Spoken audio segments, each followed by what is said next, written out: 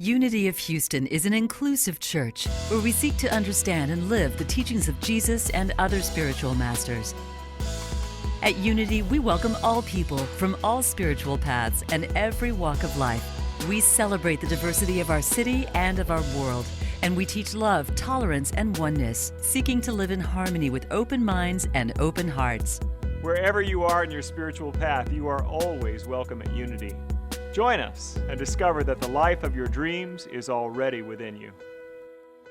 Tonight we are looking at awakening to the source of our longing, and this is part of our radical acceptance practice series that we have been doing from the book by Tara Brach, wonderful psychologist and Buddhist teacher. And so we are practicing tonight the practice of radical acceptance of desire. So we got to sit and be with our desires of our heart during our meditation practice tonight. And I want to check in with you all now. What are you desiring in this moment? Maybe you're desiring to be back in that meditation. Maybe you were desiring in the meditation for the meditation to be over, or maybe you're just desiring to be here in the peace and beauty of the space, or to be connected with us online in the peace and beauty of the space, or desire to sing, a desire to be together, all kinds of desires. Maybe all of those desires. We can have conflicting desires even sometimes within us. We can seem to be filled with endless desires.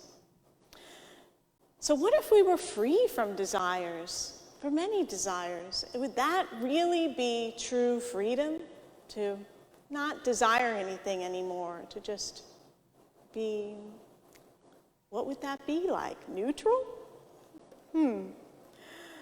So this is a misunderstanding of the Buddha, the Buddhist teachings, that desire was a problem. In actuality, the Buddha never had a problem with desire. Imagine a life without desire, that'd be no fun. That'd be no fun.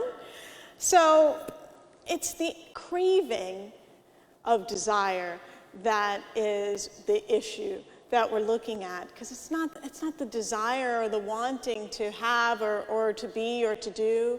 It's in the craving of it that we experience suffering. It's natural to have wants and needs, isn't it? It's our habit to clinging to experience, to clinging to having things be a certain way at a certain time. And also the awareness that by nature all things pass away.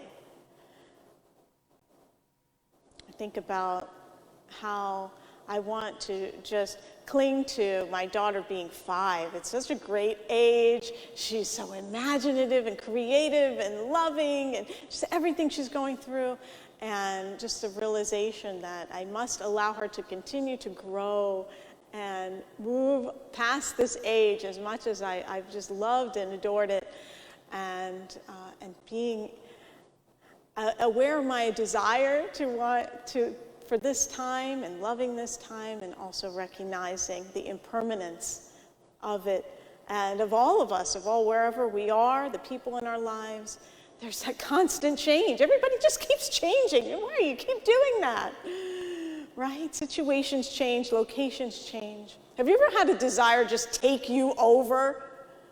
Like really take you over, like take over the day, like I must have ice cream and have it now. We are redirecting the car to Ben & Jerry's or wherever you might be your favorite place and must have it, or being out in a humid summer day and must have a glass of iced tea or get in the air conditioning or whatever. It just seems to take over where you just got to take care of it. Comfort foods certainly can be. I think about when I was pregnant, there were certain things I needed to have that, and it was my right for being pregnant too. So there are those desires that they can have a powerful, pervasive energy in us sometimes, our desires. And we can relate to them wisely. If we can relate to those impulses, those feelings that arise from desire, we can be led on a path to unconditional loving. And we're going to get into that more tonight. So let's look first at what is desire. The Dalai Lama began many of his talks with a saying that went like this: everyone wants to be happy and nobody wants to suffer. I think we can all agree to that there's this universal desire for happiness. And this desire for happiness is our own impulse to want to exist, to want to be here, right? To do things. And it's in all things in the natural world, this desire to exist. It's what causes the attraction in the universe that gathers atoms into molecules, that holds solar systems into place in our galaxy. It's what joins the energy that joins the sperm and egg together so that life can be born anew.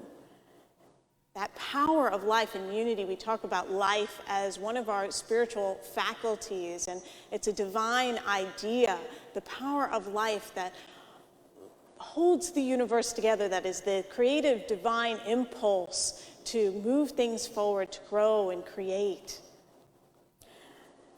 The psychologist Abraham Maslow, you may have heard of him, he created this wonderful understanding of our needs and desires, and it's called Maslow's hierarchy of needs. And what's really interesting in this tool for us to use in understanding our own desires is that when one level of desire is met, then the next level seems to emerge.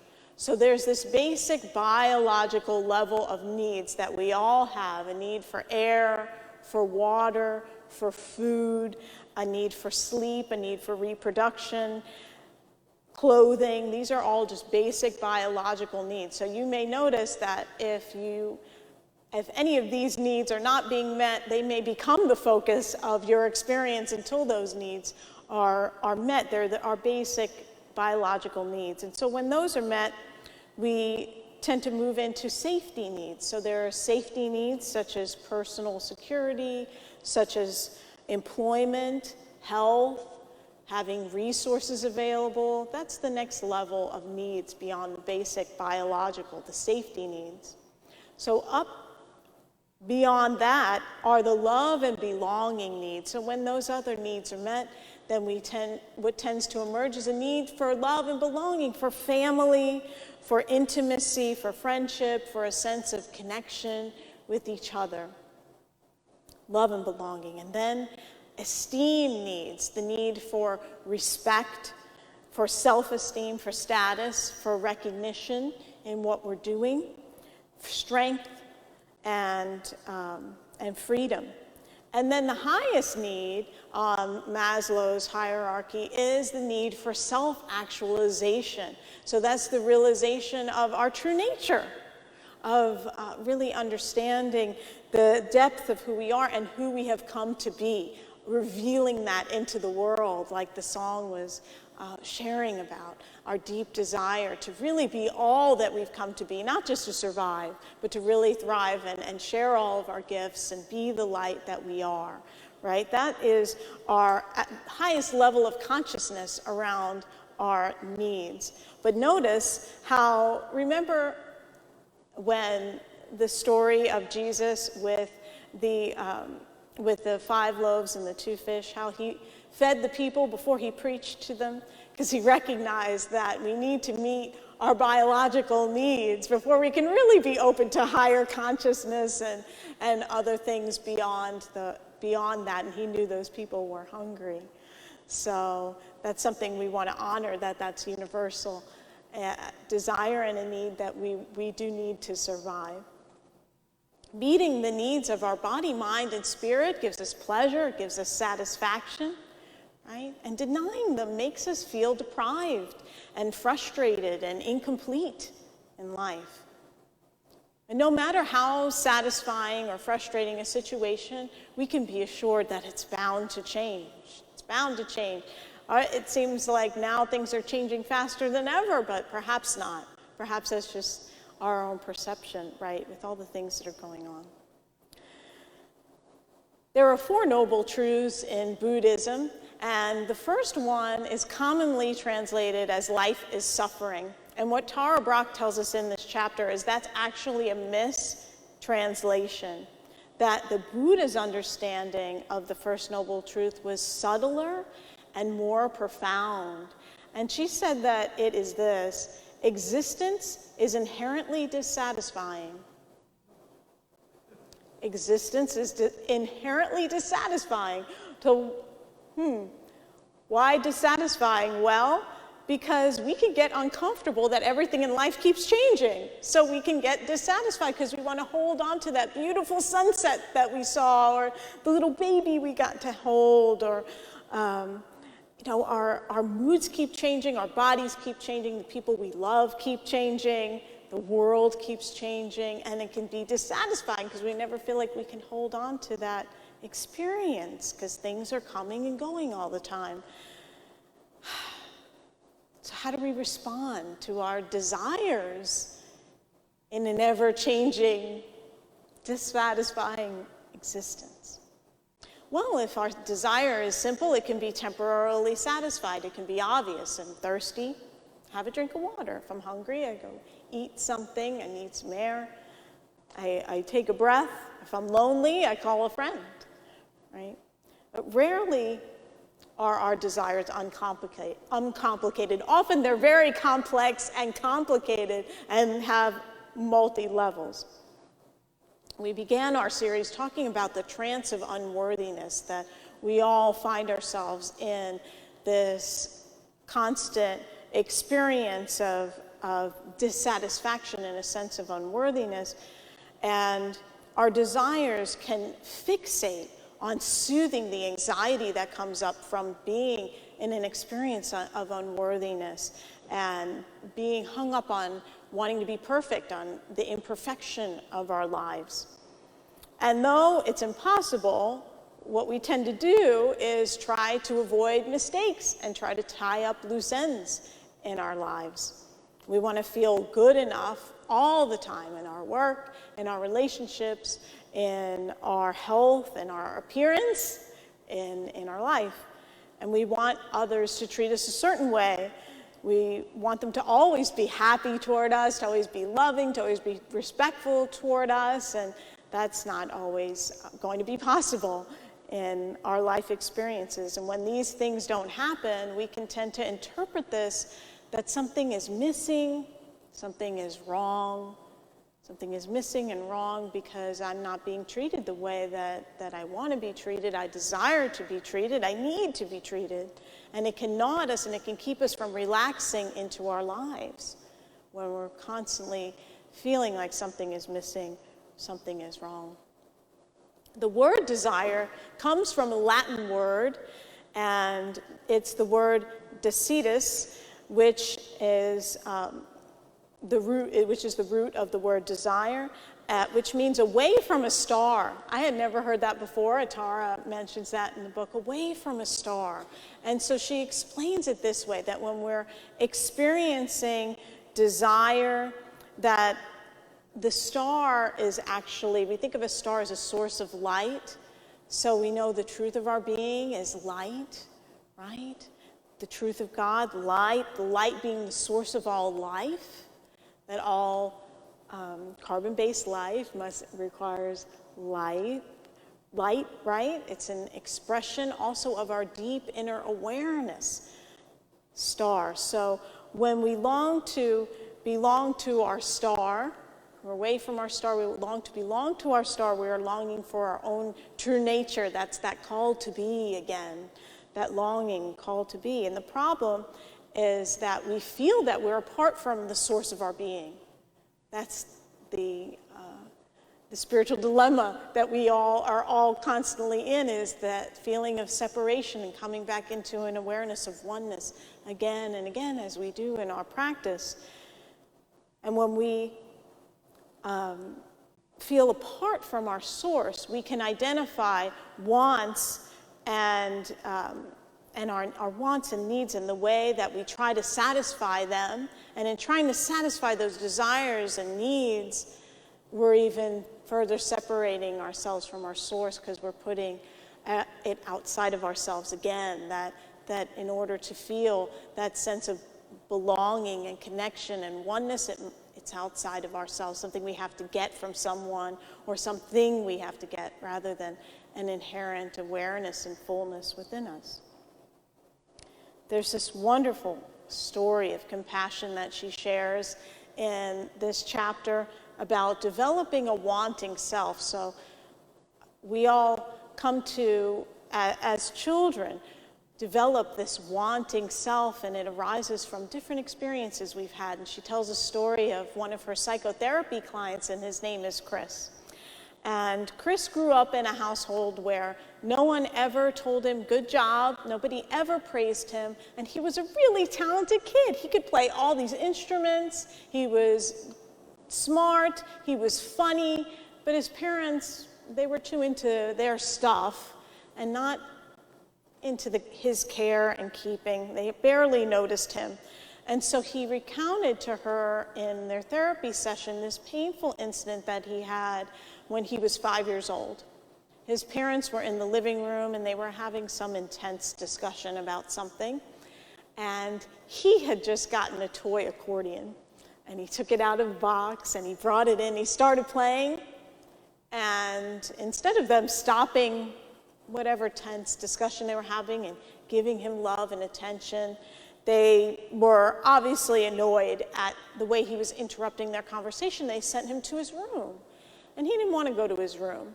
So he just kept playing and hoping that they would notice him and notice how talented he was, notice how he was picking up his instrument and that sort of thing. And they instead decided that they would go in their bedroom and shut the door. And so he picked up his accordion and he went and he held it and he stood outside their door and he continued to play and play and play it. And they never opened the door to acknowledge him.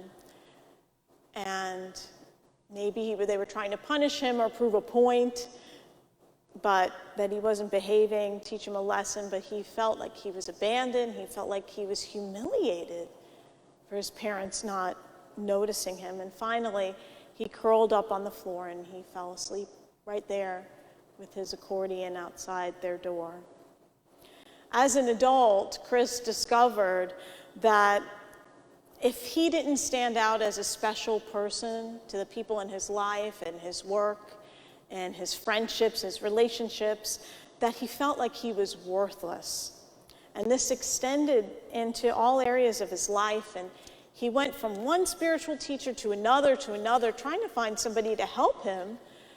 But as he reported to Tara, that he said he never felt seen by any of them. Just never was feeling like he was seen. That was something that was a desire that was just missing in his life. And he recognized that when he didn't feel like he was the center of attention, he felt rejected and he felt overlooked. And he felt that this was neediness that developed in him, and that he was trying to find somebody to date. He wanted to have a relationship, and he felt he was giving off this needy vibe. Thinking about how that all went back to his childhood and how his parents never gave him that love and approval and good job, Chris, that he needed.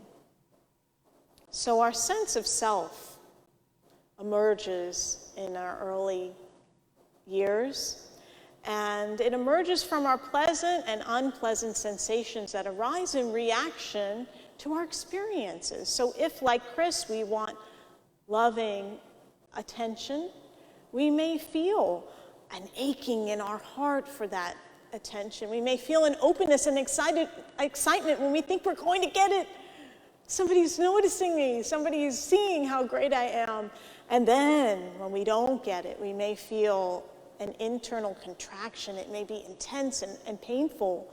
We can feel shame, we can feel a desire to hide, we can feel a danger, a fear of something harmful that might happen. And when we experience this wanting and not getting over and over and over again, we can make an enduring association that our wanting can lead to fear and shame. And so this is where desire gets complex in our experience, and certainly a rich and deep topic to explore for ourselves. We can notice when we're identifying ourselves with a persistent experience of I am I, everything I am I.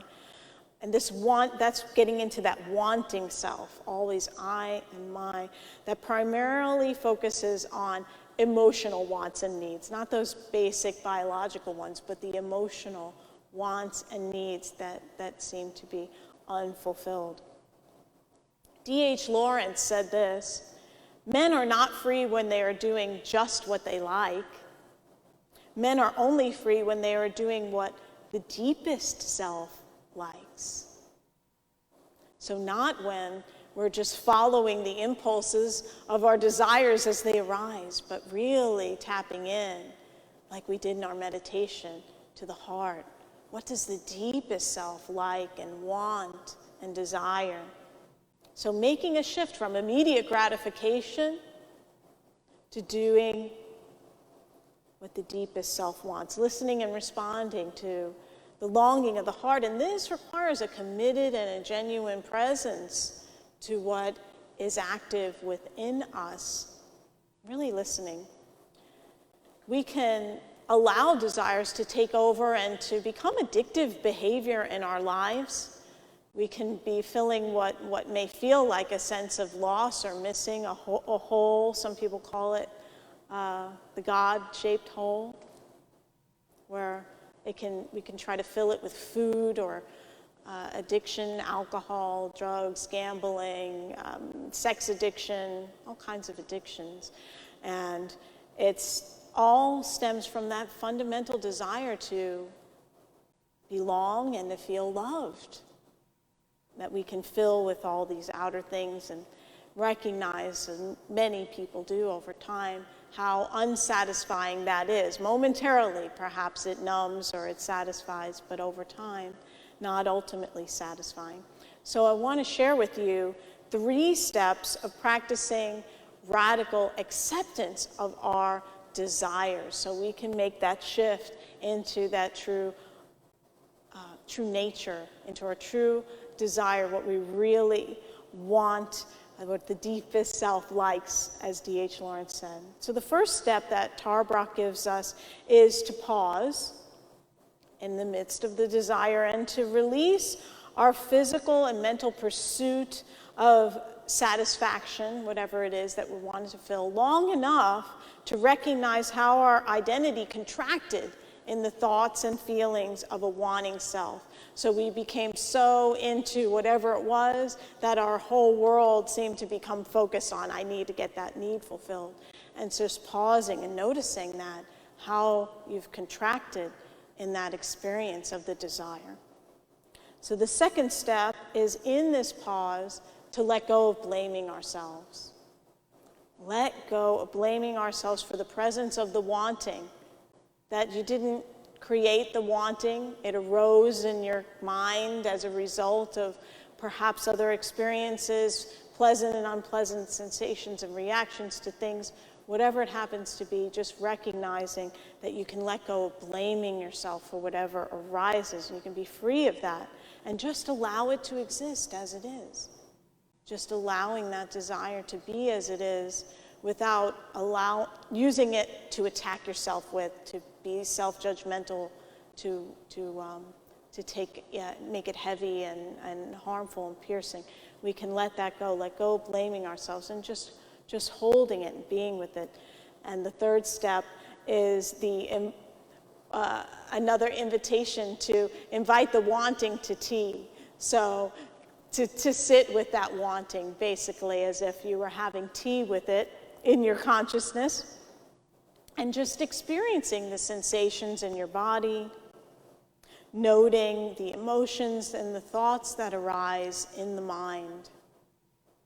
And she gives many examples in the chapter, so I won't share them with you, but of how that being with that wanting allows it to not take over your life, so that you can be present to it and it can shift, it can change, and one thing that does tend to happen is this expansive sense of connection with all life as you allow yourself to be present to your own needs and desires that tend to go unconscious and take over in ways we perhaps don't want. So when we're present in this way, we're neither grasping, we're not resisting, we're clear, we're compassionate. We can undo the habitual patterns that had become ingrained of reactivity that we've had in our lives that keep us bound, mind, body, and spirit, in wanting. We can undo that simply by bringing our presence, by letting go of blame, by listening and being and noticing what's present. The Buddha taught that by being aware of desire, we can free ourselves from identifying with it. We can shed layers of shame and aversion that we may have been carrying around for years around this deficient and wanting self. That longing, fully felt, fully feeling that longing carries us into an awareness of belonging. It's expansive just to be with it. A longing for love becomes a gateway into love itself, that deeper love that we really are truly seeking. So by opening into desire again and again and again, I encourage you to experiment it, to be like Siddhartha Gautama, who sat under the Bodhi tree and just was with all that arose, and see what unfolds when you can give loving presence and trust the boundless love of Source that is always enfolding you and supporting you in your spiritual practice. Namaste. Thank you for watching this message today. I'd like to invite you to join us in person here on campus at Unity of Houston for Sunday morning or Wednesday evening services. If you can't be with us here on our campus, you can still join us live on Facebook or on our website, unityhouston.org, Sunday mornings at 11 a.m. Central.